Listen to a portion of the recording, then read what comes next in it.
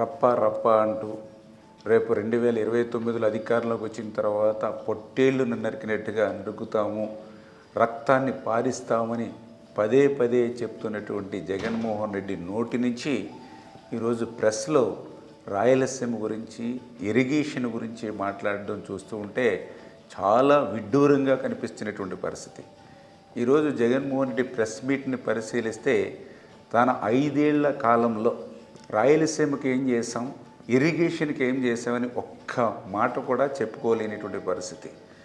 శ్రీశైలం, పోతిరెడ్డిపాడు గురించి మాట్లాడేటువంటి జగన్మోహన్ రెడ్డి ఈ 5 ఏళ్లలో ఆ శ్రీశైలం, పోతిరెడ్డిపాడు సంబంధించి ఏమి పనులు చేశామో, ఏమి పూర్తి చేశామో కూడా చెప్పుకోలేనిటువంటి పరిస్థితి ఈరోజు ప్రెస్ మీట్లో మనందరం చూసినటువంటి పరిస్థితి.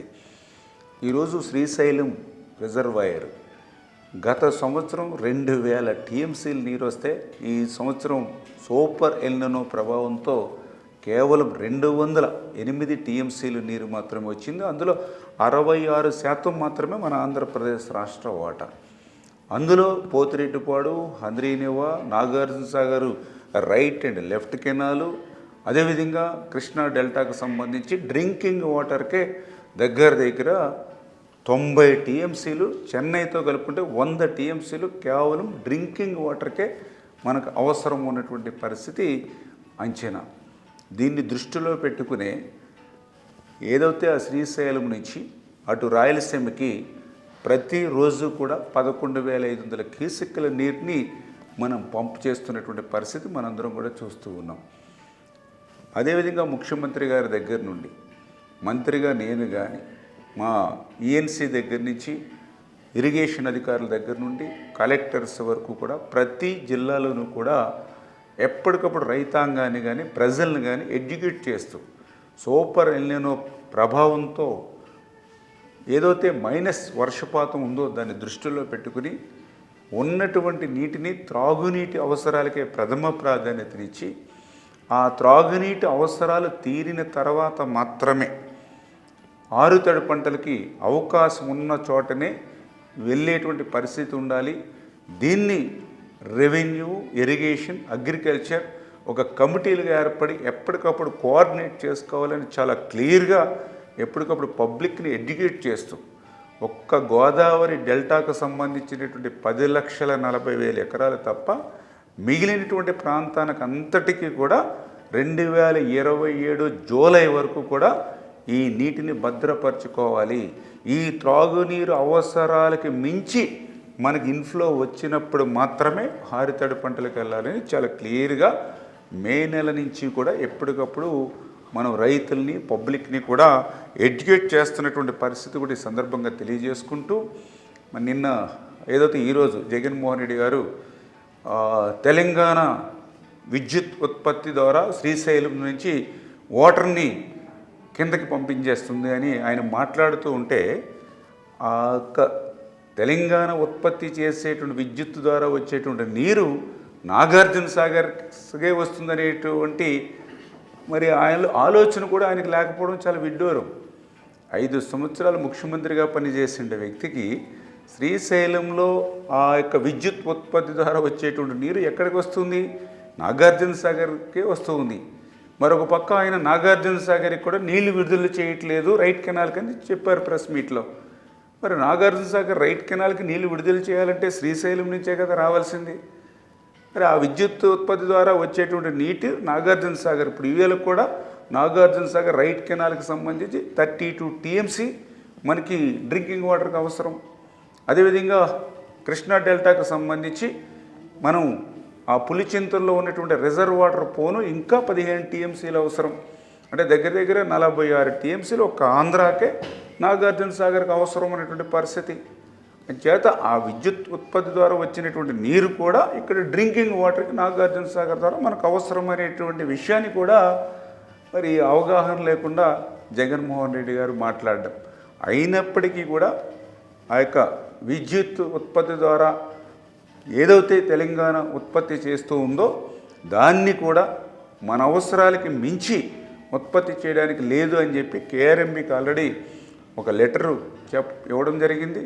అదేవిధంగా సెంట్రల్ గవర్నమెంట్కి సంబంధించినటువంటి ఇరిగేషన్ జలశక్తి మినిస్టర్కి సంబంధించినటువంటి సెక్రటరీ గారికి కూడా మనం లెటర్స్ కూడా ఇచ్చి ఆ యొక్క జల ఉత్పత్తికి సంబంధించినటువంటి ఆ నీటిని కూడా ఆంధ్ర అవసరాలకి ఎక్కడా కూడా విఘాతం కలగకుండానే ఉండాలని చాలా క్లియర్గా మనము ఆ లెటర్స్ పెట్టి వాళ్ళతో కూడా ఎప్పటికప్పుడు మాట్లాడటం కూడా జరుగుతుందనే విషయాన్ని కూడా ఈ సందర్భంగా తెలియజేసుకుంటూ ఈ రకంగా జగన్మోహన్ రెడ్డిని స్ట్రైట్గా ఒకటే మేము ప్రశ్నిస్తూ ఉన్నాం. 5 ఏళ్ళు మీ పరిపాలన, 52 సీట్లుంటే 49 సీట్లు గెలిపించారు ఆ రోజు 2019లో. 5 ఏళ్లలో అంత ఘన విజయం ఇస్తే మరి మీ 5 ఏళ్లలో ఆ యొక్క రాయలసీమకి ఏం చేశామో గుండెల మీద చెయ్యి వేసుకుని జగన్మోహన్ రెడ్డి గారు చెప్పగలరా అని ప్రశ్నిస్తూ ఉన్నాం. ఈవేళ శ్రీశైలం గురించి మాట్లాడుతూ ఉన్నారు మీరు.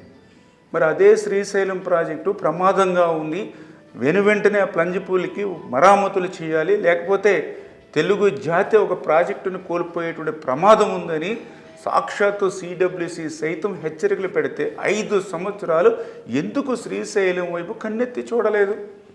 ఈరోజు మా ప్రభుత్వం వచ్చాక 203 కోట్ల రూపాయలు వెచ్చించి ఈవేళ మరామతుల పనులు చేస్తూ ఉన్నాం. శ్రీశైలాన్ని కాపాడుకోవాలి అనేటువంటి ఆలోచనతో మేము ముందుకెళ్తూ ఉన్నాం.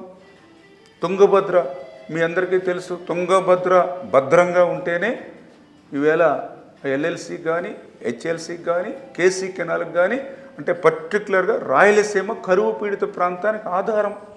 అటువంటి రాయలసీమ కరువు ప్రాంతానికి ఆధారమైనటువంటి ఆ యొక్క తుంగభద్ర భద్రతకే ముప్పు ఉంది, గేట్లన్నీ కూడా కొట్టుకుపోయే పరిస్థితిలోనే 5 సంవత్సరాలు మీ ప్రభుత్వానికి విన్నవించుకుంటే కనీసం ఆ గేట్లు మార్చేటువంటి ప్రయత్నం చేశారా? మీరు చేసినటువంటి పాపం మొన్న మాకు శాపంగా మారి మొన్న చూసాం 2024లో 19వ గేటు కొట్టుకుపోతే మళ్ళీ వాటర్ ఫ్లో ఉండగా చరిత్రలో మొదటిసారిగా ఆ గేట్ను కూడా బిగించడమే కాదు 33 గేట్లు కూడా మళ్ళీ కొత్తగా ఏర్పాటు చేసి ఈరోజు ఆ తుంగభద్రలో 105 టీఎంసీలు నీటిని నిలపగలిగేటువంటి విధంగా ఆ గేట్లు కూడా మేము ఓపెన్ చేస్తాం. మరి 5 సంవత్సరాల మీ పాలనలో ఆ యొక్క కరువు ప్రాంతానికి ఆధారమైనటువంటి ఆ యొక్క తుంగభద్రకు కన్నెత్తి ఎందుకు చూడలేదో ఈరోజు సమాధానం చెప్పవలసిన అవసరం ఉంది. గోరకల్లు మాట్లాడుతున్నారు పోతిరెడ్డిపాడు గురించి. మరి పోతిరెడ్డిపాడు నుంచి నీరు గోరకల్లుకు వస్తుంది. గోరకల్లులో రిజర్వాయర్ భద్రంగా ఉంటేనే అవుకు గండికోట మీ పులివెందుల చిత్రావతికి కూడా నీళ్లు రావాలంటే గోరకల్లు భద్రంగా ఉండాలి. అటువంటి గోరకల్లు ప్రమాదంగా ఉందని 5 సంవత్సరాలు ఇరిగేషన్ అధికారులు హెచ్చరిస్తే ₹1 గోరకల్లు కోసం ఖర్చు పెట్టలా. ఈరోజు మా ప్రభుత్వం వచ్చిన తర్వాత గోరకల్లు మరమ్మతులకి 59 కోట్లు ఇచ్చి టెండర్లు పిలిచి ఆ పనులు ముందుకు తీసుకెళ్తూ ఉన్నాం.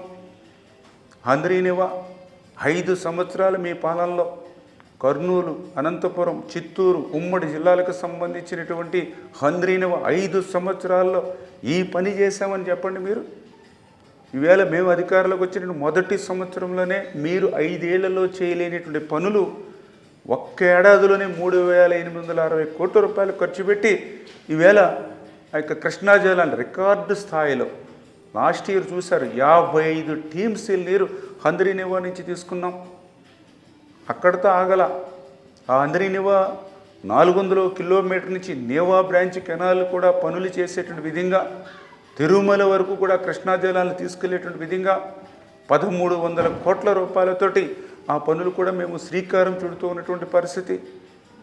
ఏదైతే ఆ యొక్క హంద్రీనివాకు సంబంధించినటువంటి మరి మొన్ననే మీ విశ్వేశ్వర రెడ్డి గారు కూడా చెప్పారు, మీ మాజీ శాసనసభ్యుడు, మేము చెప్పనవసరంలా 5 ఏళ్లలో మన వైసీపీ పాలనలో రాయలసీమకి ఏం చేసామని ఏం చెప్పుకుంటాము అని మేము చెప్పడం కాదు, సాక్షాత్తు నీ 5 సంవత్సరాలు రాయలసీమకి మీరు చేసిన మోసం దగా గురించి మీ మాజీ శాసనసభ్యుడు విశ్వేశ్వర రెడ్డి చెప్పినటువంటి పరిస్థితి మీ అందరికీ తెలుసు. ఈ రకంగా 5 ఏళ్ళు అధికారంలోకి ఇస్తే మీకు 52 సీట్లలో 49 సీట్లు గెలిపిస్తే మీరు చేసినటువంటి దగా అన్యాయం రాయలసీమకి ఏ ముఖ్యమంత్రి కూడా చేసినటువంటి పరిస్థితి లేదు. స్పష్టంగా ఈవేళ ఆంధ్రప్రదేశ్ రాష్ట్ర ప్రజలందరూ కూడా గమనిస్తున్నటువంటి పరిస్థితి. ఈ 2 ఏళ్లలోని ఇరిగేషన్కి కూడా, ఎందుకంటే ఆ రోజు 14, 19లో రాయలసీమకు సంబంధించి 12,000 కోట్ల రూపాయలు మేము ఖర్చు పెట్టాం. మరి మీరు 19-24 అధికారంలోకి వచ్చాక మీరు ఎంత ఖర్చు పెట్టారు? 2,000 కోట్ల రూపాయలు రాయలసీమకి. ఆ రోజనే కాదు, ఈ రోజు కూడా 2024, 2026 ఈ 2 ఏళ్లలోనే మేము ఇరిగేషన్కి 27,000 కోట్లు ఖర్చు పెడితే అందులో సగం 50% ఇవాళ రాయలసీమకి మేము ఖర్చు పెట్టినటువంటి పరిస్థితి. అంటే ఈ రకంగా ఈ యొక్క కూటమి ప్రభుత్వం ఇటు రాయలసీమకు కానీ ఇరిగేషన్కి కానీ ఇంత ప్రాధాన్యతనిచ్చి ప్రాధాన్యత క్రమంలో ఒక్కొక్క ప్రాజెక్టును అటు హంద్రీనివా దగ్గర నుంచి, అటు గాలేరు నగర్ దగ్గర నుంచి, ఇటు వెలిగొండ దగ్గర నుంచి, అటు పోలవరం లెఫ్ట్ మెయిన్ కెనాల్ దగ్గర నుంచి, అటు పోలవరం ప్రాజెక్టు దగ్గర నుంచి దశాబ్దాల నుండి నెరవేరవేమో అనేటువంటి స్థితి నుంచి ఈవేళ టార్గెట్ పెట్టి ఆ ప్రాజెక్టులు పూర్తి చేసి నీళ్లు చివరి వరకు తీసుకెళ్లేటువంటి ప్రయత్నం ఈ ప్రభుత్వం చేస్తూ ఉంటే దాన్ని చూడలేక ఓర్వలేక మేం చేసేటువంటి పనుల మీద ఈ యొక్క గొడ్డలి పార్టీ ఏ రకంగా విషం గొక్కుతుందో రోజు ఈవేళ నీ ప్రెస్ మీట్ కూడా ఈరోజు తెలుస్తూ ఉన్నటువంటి పరిస్థితి. ఇప్పటికే 11 సీట్లకి పరిమితమైనటువంటి మీరు ఇటువంటి అబద్ధాలతోటి ఇటువంటి విషం మరింత కక్కితే ప్రాజెక్టుల మీద ఆ 11 సీట్లు కూడా రేపు కోల్పోయేటువంటి పరిస్థితి ఉంటుంది అని చెప్పి మీ ద్వారా హెచ్చరిస్తూ ఉన్నాం.